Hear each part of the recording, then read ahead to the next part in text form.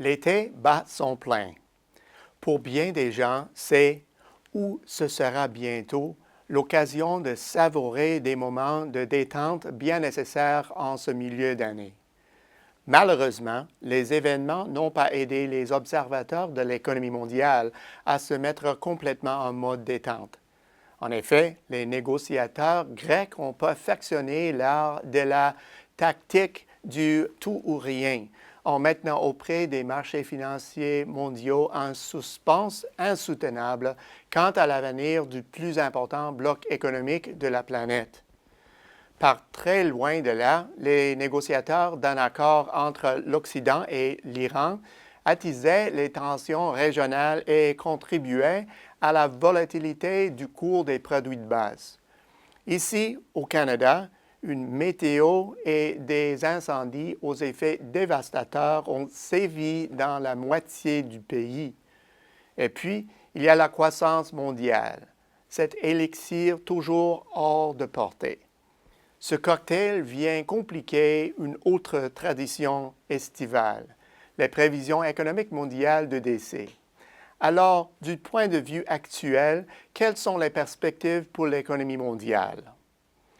Les spécialistes en sont venus à redouter les bilans de mi-année. Depuis au moins 3 ans, cet exercice se solde par le constat d'un autre premier semestre décevant, nécessitant un second semestre à la performance éclatante pour sauver une année médiocre. Lorsque nous examinons la performance, la tendance semble très solide, comme la faible croissance de la nouvelle normalité attendue par nombre d'analystes. On abonderait dans ce sens si on oubliait que la suite d'interruptions constituait dans chaque cas des chocs imprévisibles pour la croissance. À moins que nous soyons d'avis que la conjoncture est désormais déterminée par un paradigme mondial où il fait prédire les impondérables, alors notre mauvaise fortune prendra fin. Pour le moment, la croissance est plus faible, mais elle est promise à des jours meilleurs. L'économie américaine illustre parfaitement cette situation difficile. Son début d'année était de nouveau prometteur, mais elle s'est heurtée à des épisodes météo exerçables et une grève dans les installations portuaires de la côte ouest. Les effets auraient dû se dissiper depuis longtemps, mais par la suite, le rebond spectaculaire attendu ne s'est pas produit. Et ce n'est pas en raison d'un potentiel insuffisant. Les tout-puissants consommateurs américains ont bénéficié d'un bond de la croissance sur les fronts de l'emploi et des salaires, un regain de l'optimisme et un endettement en rapide diminution. Ils ont préféré épargner davantage. Ainsi, plusieurs mois après le début de l'année, les chiffres des ventes sont très décevants. Les entreprises semblent adopter le même paradigme de l'épargne. Même si l'industrie a atteint les limites de sa capacité, les sociétés ne cessent d'accumuler des liquidités massives en attente d'un moment magique et imprévisible. Nous croyons encore que ce moment est imminent, mais pour l'heure, nous revoyons à la baisse nos prévisions pour le PIB américain à 2,4 % cette année, avec l'espoir qu'en 2016, la croissance s'élève à 3 %.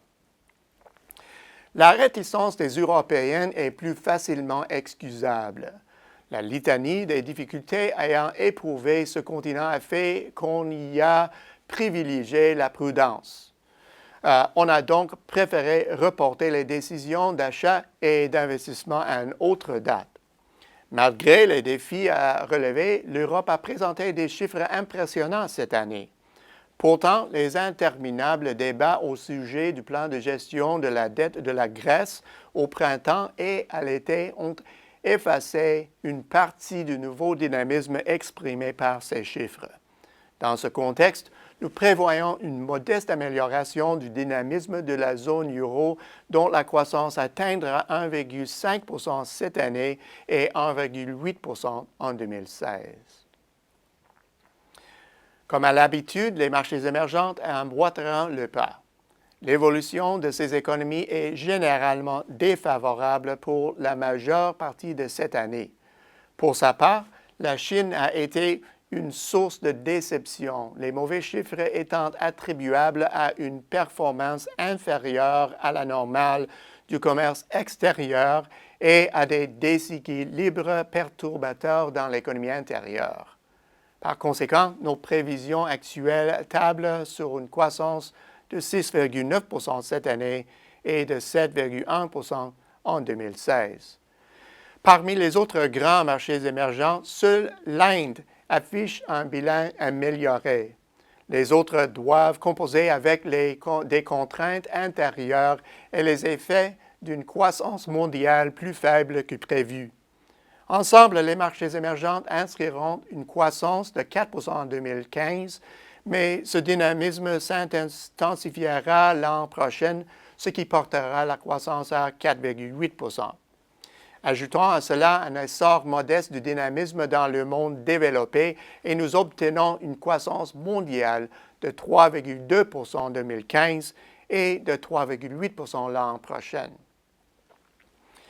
Le commerce international sera à court terme le moteur de l'économie canadienne, vu la faiblesse des fondamentaux sur le marché national. La tenue décevante de la croissance mondiale au premier semestre a pesé sur nos chiffres en général, mais on s'attend à une amélioration. Cette amélioration devrait éperonner la croissance des exportations et la faire passer de 0,9 % cette année à 7,9 % en 2016, et les exportateurs de toutes les industries profiteront de ce regain.